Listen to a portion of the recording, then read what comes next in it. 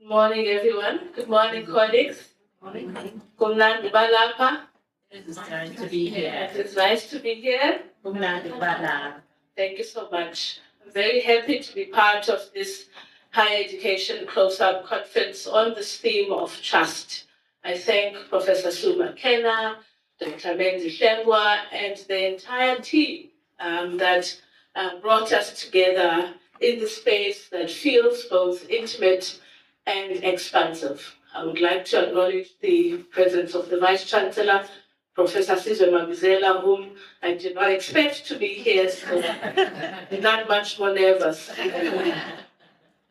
I decided that I'm going to read these remarks, which, as you'll see, are just some ideas that I've been thinking about as I reflect on my place in the university, in this small town that is one of the most unequal towns in this country, being placed in one, if not the most unequal society in the world. This is my 13th year as an academic, and I found myself wondering if it is me who has changed or if it is the students. So I'm looking forward to the feedback. It's really a work in progress, again, in gratitude of these colleagues who've thought that there are some ideas that I can throw out there with the hope that I get back something that allows me to make sense of why I do what I do and why I do it the way that I do. So I saw this coming together as an opportunity to force myself to put down what feels like routine, incoherent outbursts with colleagues, friends, and loved ones about where we are in higher education and my deep fears that the road ahead will get far darker before we come into light. I appreciated Sarah's address yesterday that surfaced the ways in which universities are consistently choosing to criminalize student behavior, treating students as enemies whose behavior must be policed and disciplined to ensure academic integrity, instead of asking questions about why students are disengaged. And I remember Pedro Tabenski saying, using the term epistemic alienation yesterday. For many years, I was used to dealing with students who I could see have read the text that they've been required to read, even though they might struggle to weave together a clear argument. What mattered is that the student had grappled with the text, even if they did not understand much of what the author was going on about. In recent years, I have found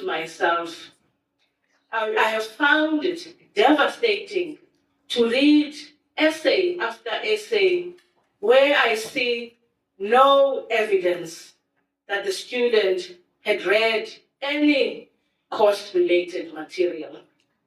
A few years ago, a first-year student who was a class representative came to my office to share that students found the content of my introduction to international relations course too heavy and too confusing. So when I asked her which part of it she found confusing, since we were on week 6 of what was a 6-week term, this class leader told me that she had not yet read the course outline. I then asked her how I was to respond to students' concerns if she could not speak to aspects that the class struggled with. I expect that there are students who, for a variety of reasons, will be disengaged from a course. It concerns me that many students who would have made it through the university steadily, passing with their 50s a few years ago, most of those students are firmly in the 40s and the 30s. I'm curious to understand their university experience, I find myself asking many of the students that come to my office what they do during the day, what their day looks like, what time they wake up, and what do they do with their time. A routine that often does not involve a visit to the library. A colleague that I've discussed teaching with for the past 13 years shared recently in desperation that she's struggling to stand in front of a classroom with young people who seem hostile to the expectation that they must read for their degree. I think all the time about what it is that the universities are doing wrong if we are failing to ignite the curiosity of thousands of young people. This, for me, is the real heartbreak. 20 years ago, when I came to this university to study journalism, I dreamt of being the next Rhodes, the beloved Isixhosa newsreader.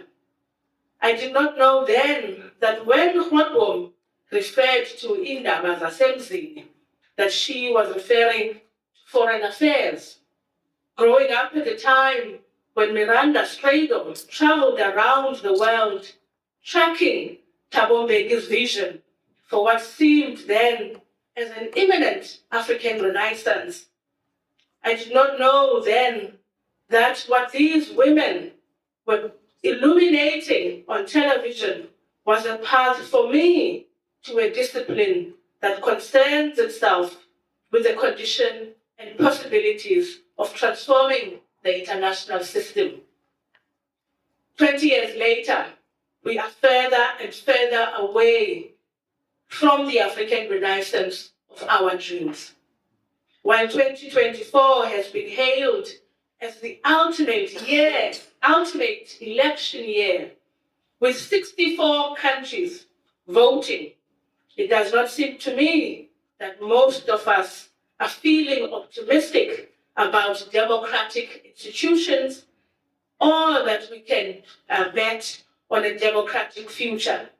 For those in the United Kingdom that are voting today, and indeed for ourselves, even as I waited on the line for a good almost 5 hours to cast my vote.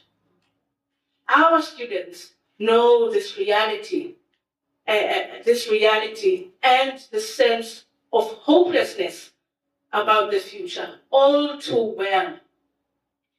In Riotous Deathscapes, a book that has rocked my world in many ways, Hugo Penham asks, how do we bury dreams in a context of mass unemployment, and indeed unemployable youth who will probably never access the formal economy? How do these anxieties order the psychic life of young people? How do Black imaginations allow us to create livingness in unlivable situations? What does facing the open casket reveal about the trail of neoliberal failure and devastation? What mourning effects emerge from the grave, and how do these live on as an energy upon which future generations draw? End quote.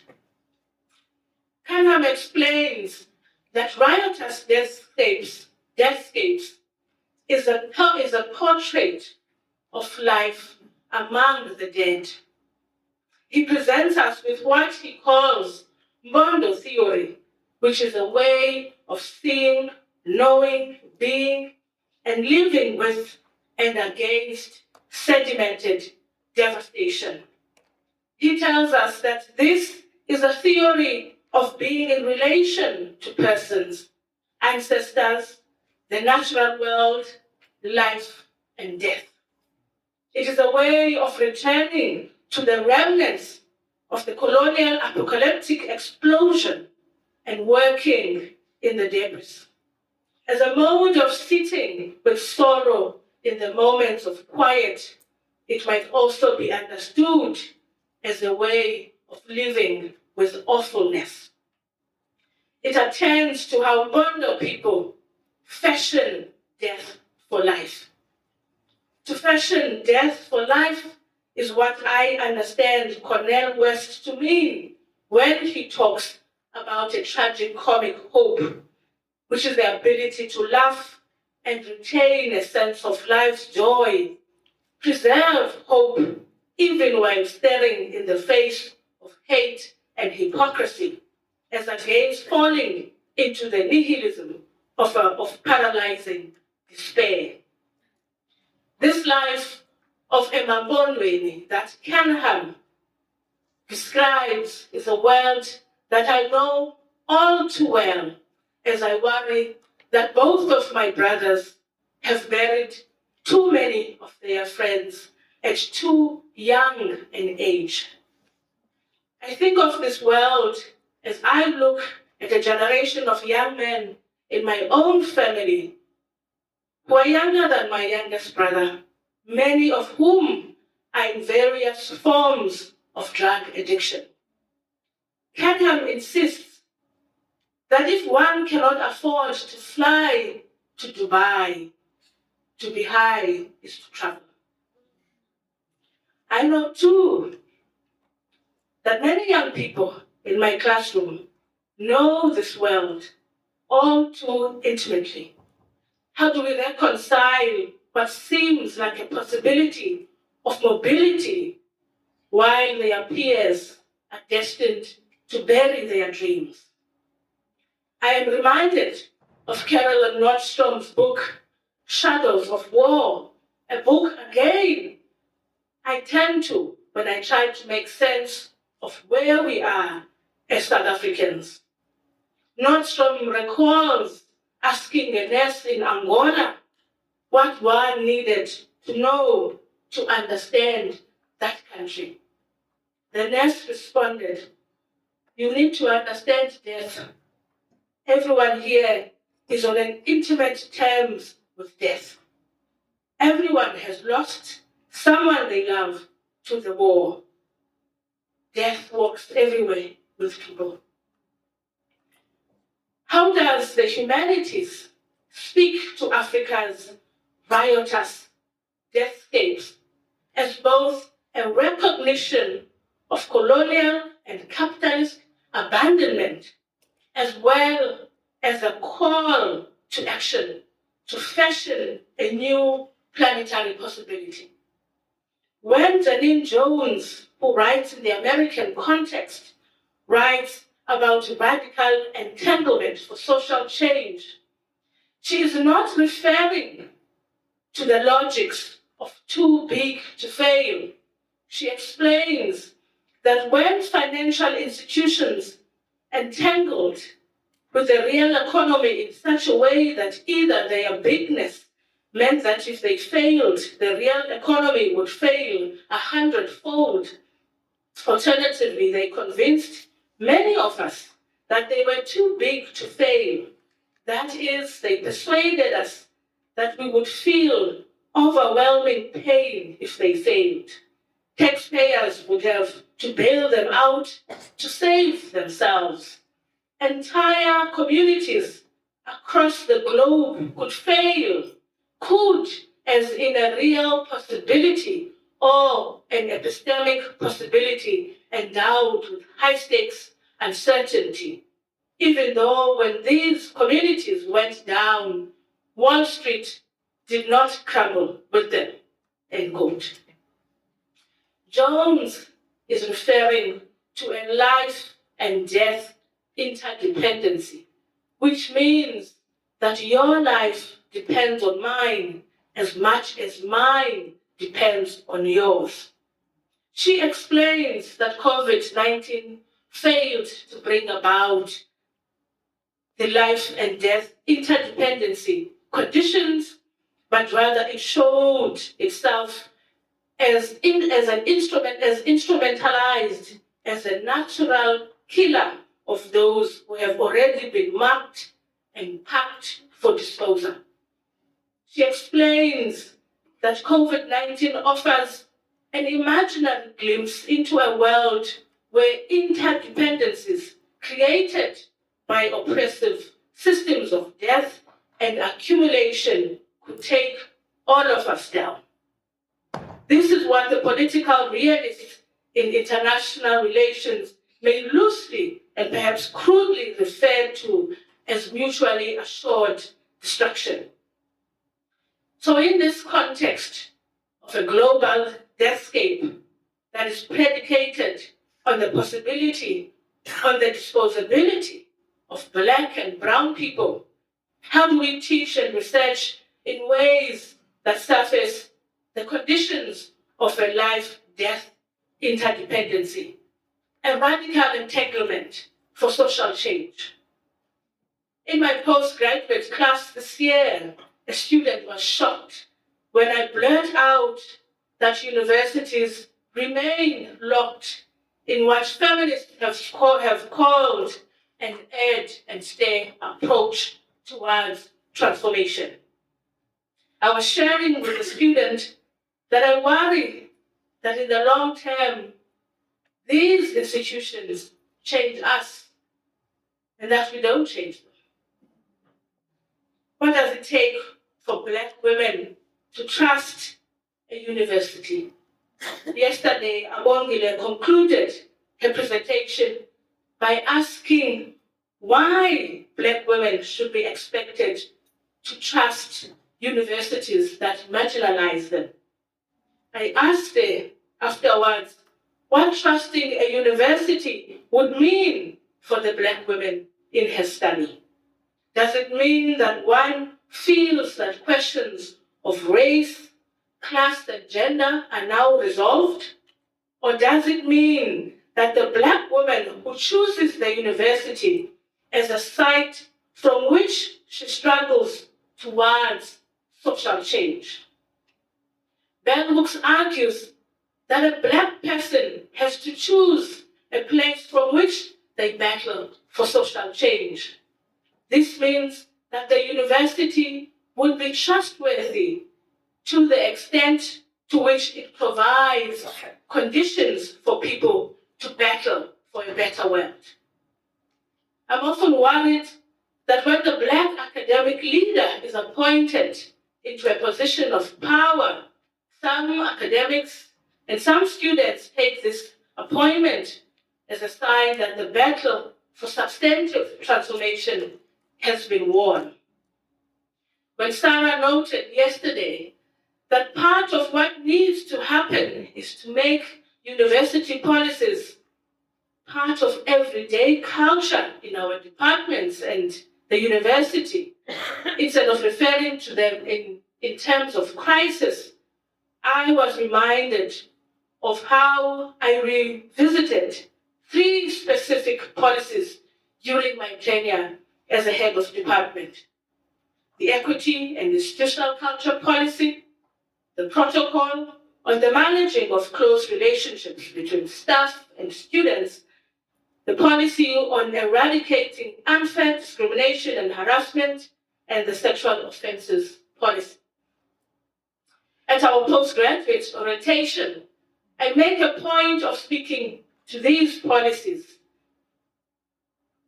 I make a point of speaking to how these policies live in the everyday actions of staff and students at a university, which is where the institutional culture lives.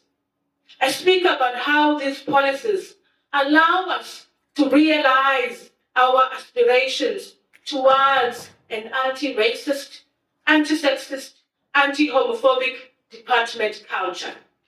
I make a point of speaking to these policies because I've often heard students referring to their desire of seeing the university and their departments as a home or a safe space.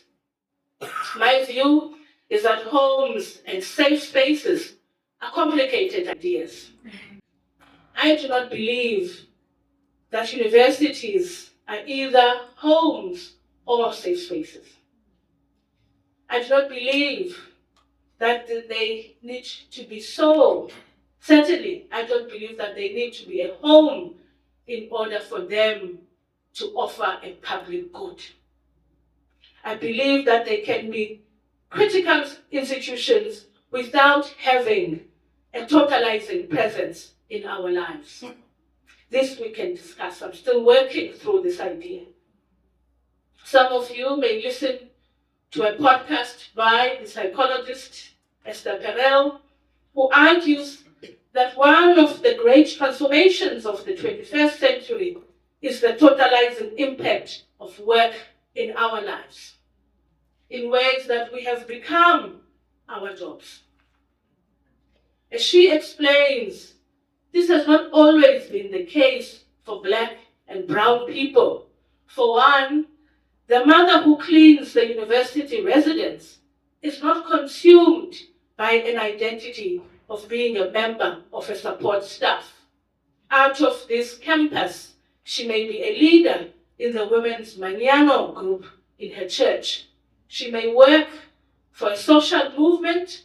Her identity is not defined by her job. The man who works in the gardens is not consumed by the identity of being a gardener. But for a new generation of Africans in the academy, there is a threat that we are defined by our jobs. We are defined by our masters and PhDs, whether we think of ourselves as fabulous academics or not. So I want to make this point clear. A distinction of the department as a workspace has been important for me in drawing boundaries for myself. It has been important for me to clarify that an equitable institutional culture is something that staff and students must work towards on a daily basis. This includes the act of declaring close relationships. One hears of stories of tutors that have sexual relationships with students in their tutorial groups. Speaking to the protocol on close relationships, I have been able to explain to students that academic staff have to declare a conflict of interest as part of meetings that happen at the university. A member of staff whose child or spouse is being discussed in a meeting cannot sit through the meeting and be part of the decision-making process. It follows then that a tutor who's having consensual sexual relations with a fellow student in their tutorial group has to declare the relationship to the teaching assistant so that the student can be moved to a different tutorial group. Staff members too, in a consensual relationship with another staff member or student, have to declare their relationship so that the department is able to set processes around the marking of scripts, and other measures that ensure academic integrity. I speak to this point because it has been important for me to draw on university policy as the foundation from which we can speak about our desired institutional culture. My sense is that when we do not talk about these policies until there's an allegation of sexual misconduct, and when the sexual harassment or violence, so that my sense is that we don't talk about these policies until there's an allegation of sexual misconduct. And when the sexual harassment or violence happens, many students look to the leader to ask, how could this have been allowed to happen under their watch? The expectation is much higher for the woman leader who will be asked, how could rape culture continue under her feminist watch? Speaking to policy as a living document allows staff and students to know that the fight against rape culture is a collective project. It is certainly not one that rests on the industriousness or the surveillance of the leader. A blue sensibility for me, then, is about finding ways to speak to the reality that while we might aspire for an anti-racist, anti-sexist, anti-homophobic future among the many futures we desire, we must push against the false claim or illusion that we have achieved the futures that we want. This moment of teaching international relations at a time when young people have gone through a global pandemic, when young people are seeing the return of military men in Africa and genocides that are being streamed on multiple platforms, it is an invitation to look at the global graveyard, the global gravesite, courageously by calling things what they are and building communities of solidarity that enable us to get up in the morning and continue to fight. So I am excited to watch and listen to young people next week as the politics department will host a 4-day colloquium on the question of Palestine. On Monday, the 8th of July, we will start at 1 p.m. at Baga 2 with Professor Salim Vali, who will ask questions about the university and the question of Palestine. At 6 p.m. that same day, next door at Eden Grove Red, we will be addressed by the former Minister of International Relations, Minister Dr. Naledi Pandor, on the question of political and intellectual leadership and the question of Palestine. Mazibuko Jaha will speak to people solidarity and the task that we have today, while Leanne Naidu will speak to the possibilities of an academic boycott. What does this mean in the everyday life of a university for students, for administrators, for academics to be who want to be part of a solution? Finally, Lerato Zigalala, who is a Rhodes LLB graduate, who was part of the South African legal team that went to The Hague, will speak to the South African case against Israel on genocide in Gaza. So I look forward to watching and listening to our students as they grapple with history, as presently time is running out for their peers in Gaza. I can trust the university to the extent to which these conversations are enabled to happen openly and robustly. This, for me, then, is what tragicomic hope means. That is to face head-on the reality of an ongoing global catastrophe that brutalized and disposes of Africans, and hold on to the belief that Africans hold the possibility not only to save ourselves, but to save this planet. Indeed, trust means that we must have the courage to say, not on our watch. Thank you.